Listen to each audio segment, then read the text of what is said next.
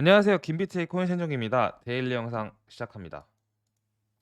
비트코인을 소유한 사람의 수라고 해서 이제 얼마 정도를 가지고 있나 그런 건데, 보시면 0.01 비트 이상 가지고 있는 사람이 뭐 12.3 밀리언 정도가 계산이 됐고, 뭐 0.1 비트 이상이 55만 명, 1 비트 이상 10만 명, 10 비트 15.6만 명, 100 비트 160만 명. 되게 의외인 게 1000 비트 이상이 200명으로 되어 있는데, 이게 완전 정확한 자료는 아닐 수 있으나 생각보다 1000 비트 이상 가지고 있는 사람이 적다라는 생각이 들었고, 이렇게 보면은 원효띠는 얼마나 대단한 사람이냐라는 생각이 좀 드네요.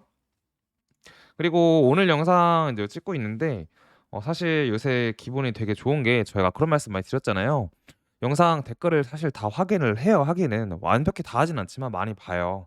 근데 많이 좋아해 주시는 것 같아서 저도 감사하다는 말씀을 드리고 싶었습니다.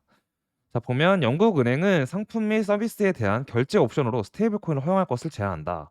무슨 말이냐? 우리가 이제 현금 말고도 캐시나 뭐 계좌 이체 말고도, 카드 말고도 코인으로 결제를 하는 세상이 다가오고 있다라는 의미가 좀 중요한 것 같고, 또 영란은행은 스테이블 코인 규제 계획을 발표했다. 규제를 해서 앞으로 이제 서비스를 지불하거나 뭐 할 때 지불 수단으로 스테이블 코인을 사용하려고 하는 것 같습니다. 지금의 영국과 런던은 예전으로 따지면, 여러분들 잘 모르실 수도 있지만, 지금은 증권이나 뭐 금융 하면은 당연히 뉴욕이 먼저 떠오르고, 월스트리트가. 그다음은 뭐 싱가포르나 홍콩 이렇게 떠오를 수 있는데, 영국의 런던은 역사적으로 가장 원래 강한 그런 금융의 메카였기 때문에 이 부분이 되게 시사하는 게 또 있다고 생각이 듭니다. 자, 그리고 또 다른 현물 ETF 마감일까지 비트코인 10일 남았다라는 건데, 사실 ETF가 한 번에 될 가능성이 많은 것 같아요. 저희 팀 내부에서도 공부를 많이 했을 때 이게 그런 얘기가 있습니다. 실제로 ETF가 되면 가끔 제가 접했던 음모론에 의하면, 많은 분들이 이미 그레이스케일이나 얘네가 많이 사 놓고 ETF가 되면은 자기들이 산 걸 그제서야 상품화해서 파는 거 아니냐, 그런 얘기를 하시는 걸 많이 봤는데, 그건 정확히 말하면 멍청한 소리고요. ETF가 되면 그때부터 사실 이 회사 법인의 명의로 비트코인을 사서 이렇게 상품화를 할 수 있습니다. 실제로 그렇게 구성이 되어져 있고, 그래서 한 회사만 먼저 되면 약간 시장 독점을 먼저 할 수 있기 때문에, 그 회사가 큰 자금을 이 비트를 사 버리면 다른 회사들은 다음에 ETF가 될 때 비싼 가격에 사야 되기 때문에 한 번에 될 가능성이 가장 높은 것 같고, 그래서 해외에서는 한 번에 ETF가 될 것 같다는 얘기를 그동안 쭉 해온 것 같습니다. 이걸 알아두시는 게 좋을 것 같아요. 그리고 이제 ETF에 대해서 좀 더 많이 공부를 하고 알아보다 보면, 저번에 저희가 이제 캐나다 ETF도 얘기하고 한번 했던 것 같긴 한데, 미국을 얘기하는 그 ETF만 지금 안 된 거고, 지금 글로벌하게 보면은 캐나다랑 독일이랑 브라질이랑 많은 나라에서 이미 비트코인 ETF가 됐어요. 근데 왜 자꾸 미국 하냐 그러면은, 뭐 사실 우리나라도 주식을 하시는 많은 개인분들 중에 코스닥 코스피 말고 나스닥과 S&P 500을 하시는 분들 꽤 많아요. 그리고 해외에서도 마찬가지고. 그러니까 무슨 말이냐면, 결국 자본이 좀 집중적으로 펼쳐지는 곳은 미국이다 보니까 많은 돈들이 미국으로 가고 중심이 되기 때문에 미국의 ETF를 다들 보는 거고, 근데 더 이상은 사실 방향의 문제가 아니라 시간의 문제다라는 말씀을 드리고 싶다는 게, 보시면 다른 나라에서도 이미 ETF 하고 있으니까 우리도 그냥 시간을 좀 가지고 기다리자, 이런 말씀을 드리고 싶었습니다. 가장 강력한 공급 충격 중 하나는 로딩이다. 거래소에서만 구매할 수 있는 수량은 약 200만 비트 정도가 남아 있고, 나머지는 사실 거래소에 지금 없다, 이렇게 보면 되겠습니다. 이 사람은 내년에 들어오는 강세장, 비트코인 강세장이 역사상 가장 강력한 강세가 될 것이라고 보고 있다라고 하는데, 또한 역사상 마지막 거대한 강세장이 될 거라고 믿는다고 얘기를 합니다. 사실 저는 역사상 가장 강력한 강세장은 2013년도에 있었던 강세장이, 그때는 쌌으니까 그때 강세장을 넘을 수는 없을 것 같고, 제 생각이지만 지난 강세장이 좀 저는 생각보다 약했다고 생각해요. 뭐 분명히 루나나 솔라나나 아발란체 같은 걸 통해서 알트로 큰 수익을 보신 분들이 있을 수도 있어요. 폴리곤도 포함해서요. 근데 그걸 제외하고 비트코인만 놓고 봤을 때는, 물론 코로나 이슈로 인해서 자본시장이 좀 활성화가 되면서 오른 건 맞지만, 그거에 비해서 특히 나스닥 같은 거랑 비교해도 그렇고, 전반적인 사회의 자본시장이랑 비교했을 때 코인 시장이 오른 건 맞지만 제가 생각했던 기대치보다는 사실 안 올랐거든요. 근데 그 이면에는 우리가 알고 있는 FTX의 사건도 있었고, 그러니까 기존에 뭐 FTX가 망하기 전에 이미 불장에서도 계속 지속적으로 없는 코인을 팔았고, 이제 이런 이슈가 있긴 했어요. 그런 걸 총 토탈했을 때 생각보다 비트가 그 전 사이클 17 년도에 있었던 사이클보다 적게 올랐기 때문에 저는 제 기대치는 못 미쳤고, 따라서 여러 가지 이슈를 보았을 때 24 년도와 25 년도에 불장이 온다면 그 불장은 21 년도의 불장보다 클 것 같다. 특히 비트코인만 놓고 봤을 때 그렇게 생각을 많이 하고 있었고, 근데 그런 생각을 사실 근거로 말하기가 좀 어려워요. 왜냐면 이거는 6 년, 7년 동안 제가 이 시장에 있으면서 흐름을 느끼고 매일매일 그냥 그래도 차트를, 하루에 제가 거짓말 안 치고 제 휴대폰을 보면 바이낸스에 사용하는 시간이 6 시간 이상이거든요. 핸드폰을 처음에 깨워서 들어가는 횟수도 바이낸스가 압도적으로 많아요. 저는 핸드폰 다 바이낸스 그냥 키려고 쓰기 때문에 어쨌든 그런 느낌에서 오는 거라서 설명하기가 어려웠는데, 이러한 설명으로도 나는 어느 정도 설명이 가능한 것 같네요. 그리고 파올로라는 사람인데, 이 사람이 원래 테더 재단의 이제 CTO, 비트파이넥스의 CTO로 일을 시작을 해서 지금 테더의 새로운 CEO로 임명이 된 걸로 알고 있는데, 파울로가 "마켓 디맨드 이스 인크리징" 해서 시장에서 수요가 증가하고 있다라는 말을 하는 거는 굉장히 드뭅니다.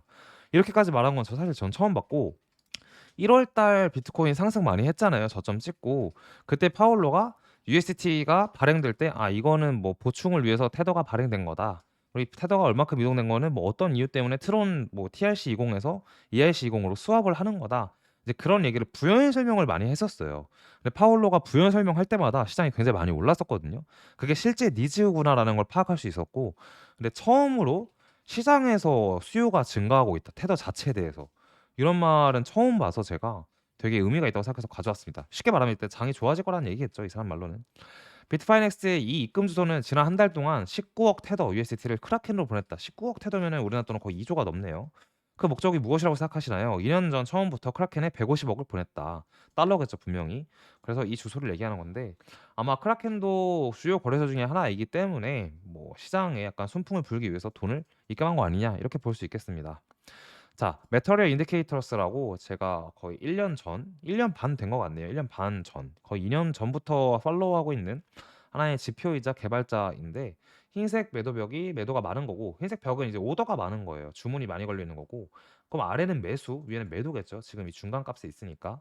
따라서 36,000달러 이상으로 움직이는 것을 보면 매우 놀랄 거다.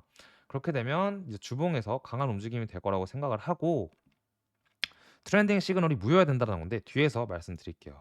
보시면 트렌딩 시그널, 이 사람이 만든 지표인데 위에 빨간색이면 매도해라라는 거고 아래에서 초록색이면 사라라는 건데, 보면 위에서 빨간색이 떴죠. 근데 지금 이게 36,000달러가 넘으면 무효가 될 거야. 그러니까 팔는 취소, 이게 취소될 거야라는 얘기를 하고 있는 거고, 근데 이 사람이 전반적으로 지금 보시면 이제 36K를 기준으로 잡고 있는데 여기 위로 올라갈 것 같다라는 뉘앙스로 얘기를 하고 있습니다. 사실 이번에는 저도 동의하는 부분이 있고, 지난주 주봉이 도지 캔들로 살짝 뭐 위로 많이 올라간 것도 아니고 내려온 것도 아닌 양봉으로 끝났잖아요. 근데 이러한 캔들이 상승 추세에서는 나오고 나서 바로 다음, 그러니까 이번 주 이 캔들이 매우 큰 양봉이 뜰 가능성이 꽤 높습니다. 그래서 저는 약간 좋은 쪽으로 시장을 보고 있고, 보시면 젤레라는 건데 이 사람 트위터도 제가 좀 오래 봤어요. 근데 20년 11월에 가격 움직임을 흉내낸다면 이라고 하고 있는데, 아마 지난 영상인가 지지난 영상에서 제가 20년 11월과 같은 느낌인 것 같다는 얘기를 했던 것 같아요. 근데 이 사람도 비슷하게 보는 건지 모르겠지만 그 얘기를 하고 있고, 20년 11월처럼 움직인다면 빠르면 다음 주에 우리가 4만 달러를 돌파할 거다라고 얘기를 하고 있습니다. 저도 이 부분에 대해서는 동의를 하고 있습니다. 자, 이렇게 해서 오늘 자료 준비한 거 끝났고 차트를 보실 텐데, 차트 보시기 전에 금요일 영상에 대해서 조금 설명드릴게요. 금요일 영상 되게 중요할 것 같아요. 왜냐하면 ETF가 올해나 내년 1월에 만약에 승인이 됐을 때의 시장 시나리오와, 만약에 내년에도 내년 1월 달에도 ETF가 되지 않고 다시 밀린다면에 대한 시장 시나리오를 좀 길게 풀을 것 같아서 다음 영상, 그러니까 금요일 영상도 잘 봐주세요. 자, 그럼 차트로 넘어가겠습니다. 자, 비트코인 차트인데 비트 보고 오늘은 도미넌스 보고 나스닥 보고 그다음에 YGG랑 뭐 이렇게 보고 영상 끝낼게요. 근데 댓글 보니까 월요일 날 YGG 영상을 이제 뭐 리플이랑 되게 많은 알트를 봤잖아요. 근데 하필 YGG를 제가 영상을 찍었는데 많이 올라와서 여러분들이 댓글로 좀 좋게 얘기해 주셔서 감사드리고요. 근데 당장 오를 거라는 생각을 안 했는데 어쨌든 이거는 약간 오를 거라고 생각을 했지만 운의 영역도 있었으니까 그렇게 봐주시면 감사하겠습니다.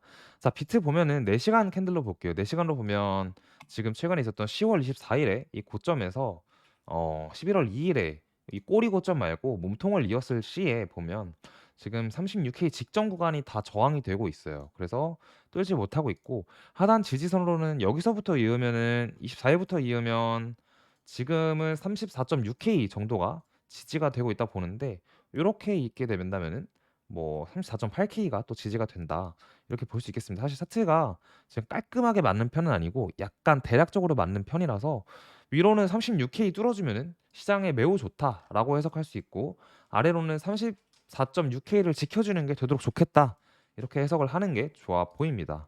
자, 비트를 보면 도미너스 보고 있는데요. 이제 도미너스 봐달라고 해서 제가 보고 있긴 한데, 지금까지 일봉상에서 비트코인이 10월 말까지만 해도 지속적으로 비트 도미가 올라가면서 다른 알트보다 또 괜찮은 퍼포먼스를 보였어요. 근데 이제 되게 시총이 낮은 알트는 이 도미너스 영향을 많이 안 미치니까 중간중간 많이 오른 코인들도 있지만, 뭐 그런 거 제외하고 이더나 리플, 솔라나 등등 해서 여러 가지를 봤을 때 비트가 제일 좋았다. 근데 지난번에 솔라나도 많이 오르고 이제 이더도 살짝 반등해 주려고 하면서 도미노스가 살짝 빠진 모습이다라고 해석을 할 수 있겠습니다.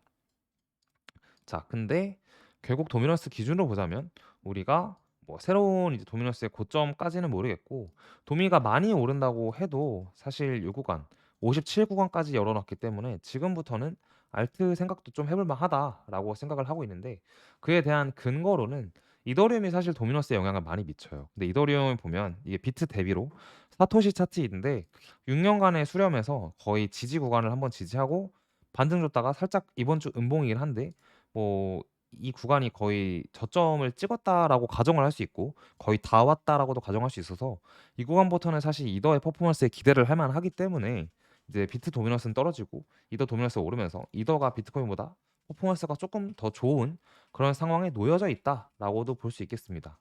리플 같은 경우에는 이제 오른다면 저항선 두 개를 볼 수 있는데요. 이 빨간색 저항선 기준으로 봤을 때는 0.84달러 정도까지 볼 수 있고, 여기를 넘는다면 이 주황색이 이제 지난번에 있었던 딱 그 저항선이 되는데, 이 저항선 이거 보면은 사실 여기다 이은 게 아니잖아요. 지금 여기다 이은 거잖아요. 근데 여기 ETF 아니 SEC랑 성소, SEC랑 리플 싸움에서 리플 승소했을 때 딱 꼬리로 찍은 거거든요.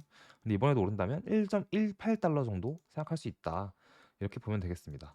그리고 YGG는 사실 뭐 장기적으로 보고 있는 거긴 한데, 어쨌든 이제 올랐으니까 단기 저항을 같이 보자면 0.66달러, 68달러 정도를 볼 수 있겠고, 근데 많이 사실 보고 있는 부분은 저희는 이제 1달러 기준 지난 고점 0.99인데, 이 기준을 넘는다면 약간 2.4달러와 3.5달러 사이까지 보고 있다. 근데 이거는 뭐 단기가 아니라 1년 정도도 기간을 두고 또 보는 거기 때문에 그렇게 생각을 해주시고 알고 계시면 감사하겠습니다.